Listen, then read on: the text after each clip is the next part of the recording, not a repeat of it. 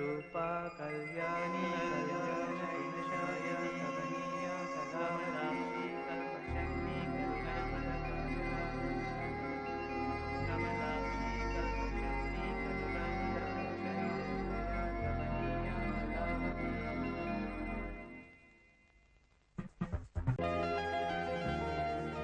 അയ്യോ ദേ ഇങ്ങോട്ട് തന്നെ വാ, നമുക്ക് പോവാം. എന്തിനാ?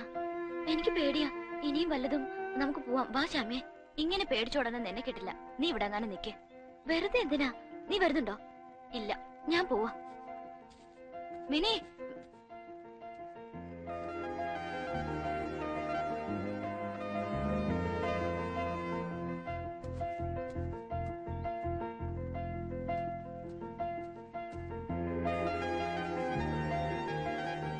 ഉപദ്രവിക്കാനും കൊല്ലാനും ഒന്നും വന്നതല്ല. ഒരു തെറ്റ് ചെയ്തു പോയി. അതിന് നേരിട്ട് വന്നൊന്ന് മാപ്പി വയ്ക്കണമെന്ന് കരുതി വന്നതാ. അതിനെന്തിനാ ഇങ്ങനെ പേടിച്ചോടുന്നേ? 2-3 ഇടത്ത് വെച്ച് കണ്ടിട്ടുണ്ട്, പരസ്പരം ശ്രദ്ധിച്ചിട്ടുണ്ട്. അത്രയല്ലേ ഉള്ളൂ മിനിക്ക് എന്നോടുള്ള പരിചയം. പക്ഷെ ഞാനൊരു1000 വട്ടം മിനിയെ അല്ലാതെ കണ്ടിട്ടുണ്ട് എന്റെ സ്വപ്നത്തില്. എന്നാൽ ഒരിക്കൽ പോലും മിനിയുടെ മുമ്പിൽ ഒരു ശല്യമായി വരരുത് എന്നെനിക്ക് നിർബന്ധമുണ്ടായിരുന്നു. പെട്ടെന്ന് അറിയാതെയാണെങ്കിലും അന്ന് ആ റെസ്റ്റോറന്റിൽ മിനി എന്റെ അടുത്ത് വന്നിരുന്നപ്പോ അടുപ്പത്തിൽ വർത്താനം പറയാനൊക്കെ പറഞ്ഞപ്പോ ദൈവം എന്റെ കാര്യത്തിൽ എന്തൊക്കെയോ തീരുമാനിച്ചിരിക്കുന്നതൊക്കെ ഞാനങ്ങ് കയറി ഭ്രമിച്ചുപോയി. അതാ പെട്ടെന്ന് ഒരാൾ എന്റെ ആരാണെന്ന് ചോദിച്ചപ്പോ ഞാനങ്ങനെ പറഞ്ഞു പോയത്. പറഞ്ഞത് സത്യമായിരുന്നെങ്കിലും പറയരുതായിരുന്നെന്ന് പിന്നീട് തോന്നി. അതിന് മനസ്സ് മുഴുവൻ തുറന്ന് ഞാൻ മാപ്പ് ചോദിക്കുക. മാപ്പ്. നന്നേ. കൂട്ടുകാരനെ എവിടെ കൊണ്ടൊളിപ്പിച്ചു വെച്ചിരിക്കുന്നേ? എന്തിനാ ഇങ്ങനെയൊക്കെ? എങ്ങനെയൊക്കെ? ഇനി ഇങ്ങനൊന്നും വേണ്ട. അന്ന് അടുത്ത് വന്നിരുന്നതിനും വർത്താനം പറഞ്ഞതിനും ഞാനും മാപ്പ് ചോദിക്ക. വാശിയും വൈരാഗ്യമൊക്കെ കളഞ്ഞ് കൂട്ടുകാരനെ പുറത്തു കൊണ്ടുവന്നേര്. എന്നിട്ടെല്ലാം മറന്നേര്. എല്ലാം. ഞാൻ ചെയ്ത തെറ്റിന് നിരപരാധികളായ എന്റെ കൂട്ടുകാർക്കും കിട്ടിയ ഒരുപാട് ശിക്ഷ. അതിന്റെ ദേഷ്യം അവർ തീർക്കുമ്പോ വേണ്ടാന്ന് പറയാൻ എനിക്കെങ്ങനെ പറ്റും? എന്നാലും മിനി പറഞ്ഞുകൊണ്ട് ശ്രമിച്ചു നോക്കാം പരമാവധി. പിന്നെ എല്ലാം മറക്കണമെന്ന് പറഞ്ഞില്ലേ? മറക്കാം. എന്റെ വാശിയും എന്റെ വൈരാഗ്യം ഒക്കെ ഞാൻ മറക്കാം. പക്ഷേ പഴയ ജന്മത്തിൽ എന്നോ കണ്ട് കൊതി തീരാത്തൊരു മുഖമുണ്ട്. ആ മുഖം എനിക്ക് മറക്കാൻ പറ്റില്ല ഒരിക്കലും.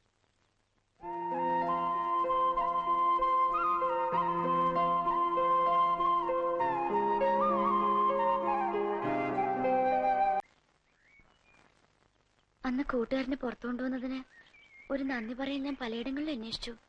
ഇപ്പോഴാ കാണുന്നേ. താങ്ക്സ്.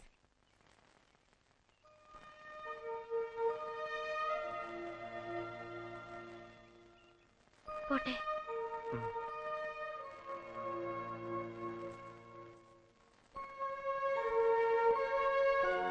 ഇത്തിരി ദൂരം ഞാനും വന്നോട്ടെ? എന്തിനാ? വെറുതെ.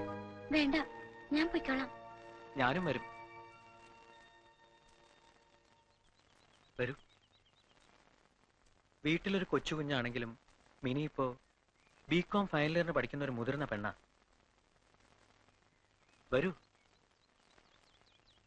തീരുമാനങ്ങൾ എടുക്കാനും വേണ്ടെന്ന് വെക്കാനും ഒക്കെ സ്വാതന്ത്ര്യമുള്ള ഒരു ഗ്രോൺ അപ്പ് ഗേൾ. വരൂന്നേ. ഒരിക്കൽ മിനി കേൾക്കാൻ വേണ്ടി ഞാൻ എന്റെ ഒരു ഇഷ്ടം ഉറക്കെ പറഞ്ഞതാ, ഞാൻ സ്നേഹിക്കുന്ന പെണ്ണാണെന്ന്. അതിന്റെ ഒരു പ്രതികരണം അല്ലെങ്കിൽ മറുപടി എന്നാണെങ്കിലും മിനി പറഞ്ഞേ തീരൂ. അതിപ്പോ പറയണം. അയ്യോ, എനിക്ക് അങ്ങനെയൊന്നും അറിയില്ല. ഇഷ്ടമാണെങ്കിൽ ആണെന്ന് പറയാം, അല്ലെങ്കിൽ അല്ലാന്ന് തന്നെ തറപ്പിച്ച് പറയാം. പറ. എന്നോട് അങ്ങനൊന്നും ചോദിക്കണ്ട. എനിക്ക് ഞാൻ പോവാ. നിക്ക്.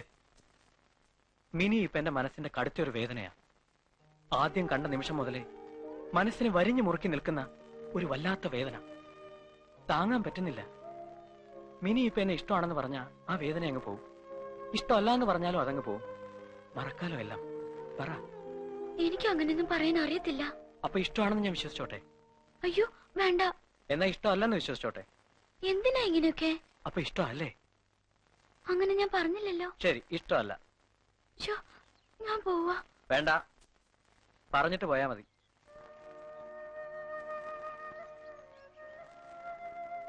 നാളെ പറഞ്ഞാ മതിയോ? മതി.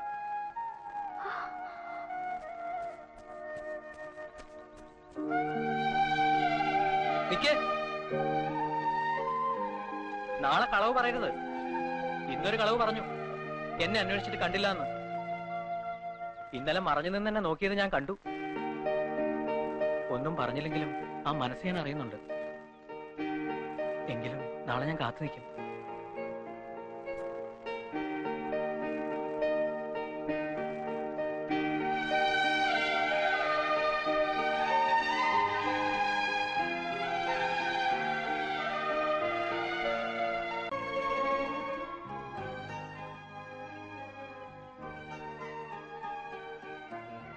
ഇനി വരാതിരിക്കോ? എടാ, ഇന്നലത്തെ പരിഭ്രമത്തിന് വെറുതെ കയറി പറഞ്ഞായിരിക്കും വരാന്ന്. എവിടെ വരാനാ? അവൾ ഇന്നലെ പുറത്തിറങ്ങി വന്ന് നല്ലൊരു അവസരം ഉണ്ടാക്കി തന്നല്ലേ. എന്നിട്ട് നീ തൊട്ടോ? തൊട്ട് തൊട്ട് ധരിപ്പിച്ചിരുന്നെങ്കിൽ അവള് ചൂല് പോലിങ്ങി വന്നേനെ. ഇനിയെങ്കിലും മനസ്സിലാക്കിക്കോ, പെണ്ണിനെ തൊട്ട് തലോടാതെ ഈ ഭൂമിയിൽ ഇന്നോളം ഒരു പ്രേമവും പൂവിട്ടിട്ടില്ല, കായ്ച്ചിട്ടില്ല. ഇതൊക്കെ അറിഞ്ഞിട്ടും ഇവിടെ വന്ന് അവളെ കാത്തിരിക്കുന്ന നമ്മളെ ടൈം ടേബിൾ വെച്ചിട്ട് തരണ്ടി വാലടിക്കണം. അതെ, വെറുതെ നേരം കളയണ്ട. വാ പോവാ. മിനി വരും. വരും. ഇവര് പെണ്ണുങ്ങളുടെ ഭൂമിശാസ്ത്രം അറിയില്ല. എടാ, ഞാൻ ആവർത്തിച്ചുറപ്പിച്ച് പറയുന്നു, അവള് വരില്ല. പക്ഷെ വരുന്നുണ്ട്. എവിടെ? ഇവിടെയല്ല, അതാ അവിടെ. ഇതൊന്നും നിന്റെ കഴിവുകൊണ്ടല്ല, ഞങ്ങളുടെ മിടുക്കൊണ്ടാ. നീ പറഞ്ഞ സ്ഥലത്ത് അവള് പൂർണ്ണ മനസ്സോടെ എത്തുന്ന ആദ്യത്തെ സിറ്റുവേഷനാ. ഇപ്പൊ ലൈൻ മുറുകി കഴിഞ്ഞു. ഇനി ശരിക്കങ്ങ് നൂർത്തെടുത്തോണം. ഞങ്ങള് മാറുക.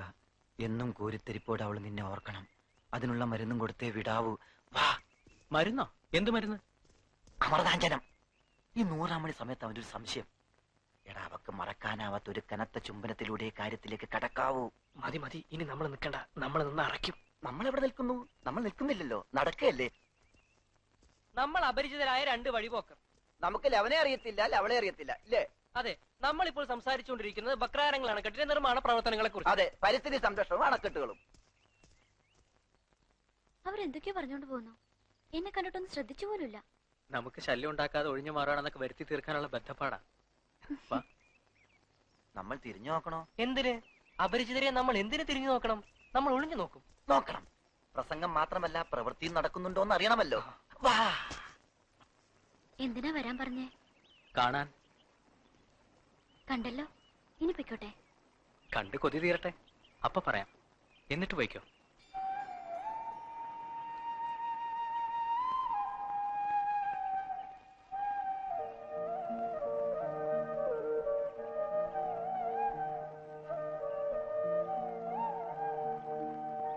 ദേ വള്ളിയും തൂങ്ങി വെറുതെ നിൽക്കുന്നു.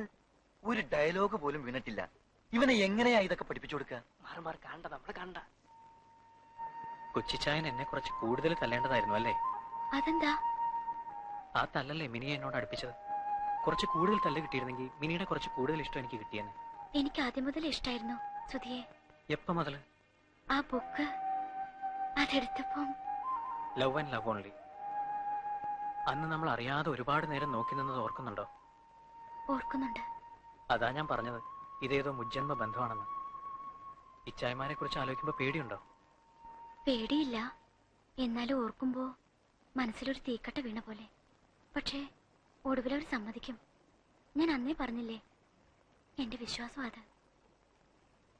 അവരുടെ വിളക്കാണ് ഞാൻ, വെളിച്ചം, അവരുടെ രാജകുമാരി. എന്റെയും.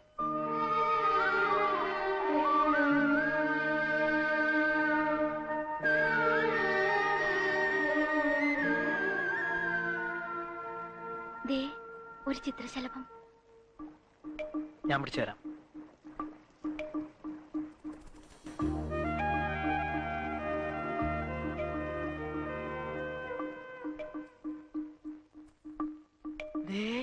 പക്കിയെ പിടിക്കാൻ നടക്കുന്നു. യവനെ എന്തോന്നിന് കൊള്ളാവടാ ചിപ്പായി. രാധാമാധവ, മിക്കവാറും അവൾ അവനെ ഇട്ടിട്ട് പോകും. നമ്മൾ ഗൗരവമായി ഇടപെട്ടില്ലെങ്കിൽ ഇന്നോടെ ഈ ലൈൻ തകരും. നീ വന്നേ. ആ മതി മതി മതി, നിർത്ത് വീട്ടിൽ പോ. എന്താ?